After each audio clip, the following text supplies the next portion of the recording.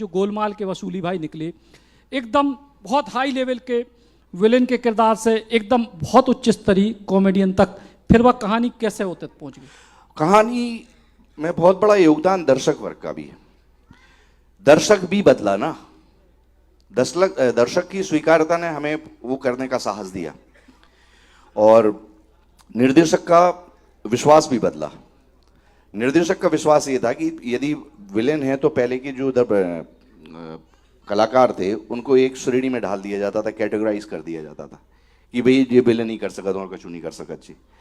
तो वो सोच भी बदली पिछले 2 दशक में।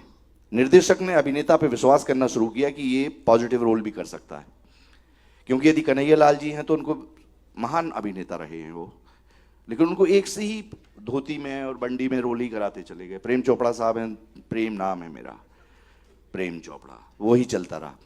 तो उनके अंदर भी तो घुटन होती होगी, लेकिन आज के पिछले 2 दशक में दर्शक भी बदला है, दर्शक के अंदर की स्वीकारता भी बदली है।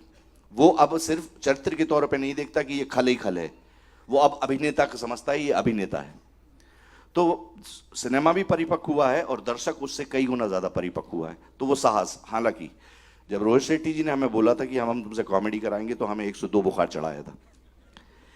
मंच पे हमने किया है कि मोलियर का और भी दूसरे सटायर प्ले, ब्लैक कॉमेडीज, वो अलग है। मंच पे करना अलग होता है क्योंकि दर्शक का प्रसाद बिल्कुल सीधे से मिल जाता है, उसका एक लॉफ्टर आता है तो हमें इन्हांस करने का मौका मिल जाता है। लेकिन जब सिनेमा में कॉमेडी कर रहे हैं तो आपको पता नहीं होता कि ये पंच वर्क कर रहा है कि नहीं कर रहा है, तो वो एक दुविधा रहती है। लेकिन अब तो हमने बोला कि क्या होगा कैसे क्योंकि कई बार जो मेरी कमी थी, हम अभिनेताओं को भी हम अति महत्वाकांक्षी होते हैं असली में थोड़े ज्यादा, तो हमें अपनी एक छवि देखने की आदत पड़ जाती है कि हमें ऐसे देखा जाना चाहिए। क्योंकि एक विडंबना है, जो डराता है हम उसका सम्मान करते हैं और जो आपको हंसाता है हम उसका उपहास उड़ाते हैं।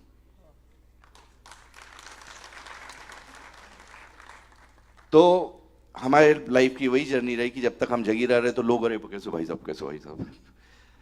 फिर बच्चा याद हो गए तो हाँ हाँ थोड़ी सहानुभूति का भाव रहता था, अरे वाह मर गए थे ना आप, हाँ।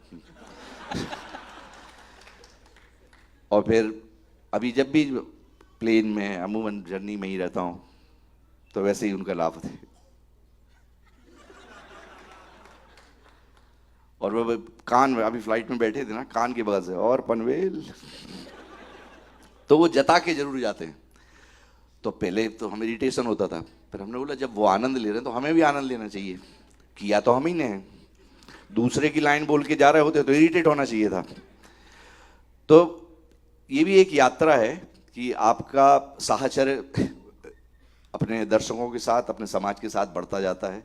और आई एम थैंकफुल टू, मतलब सॉरी बुंदेली समागम में हम बहुत बहुत धन्यवाद है इसके हमारे अपने निर्देशकों के प्रति है कि उन्हें हम पे विश्वास किया और दर्शकों ने हम पे विश्वास किया।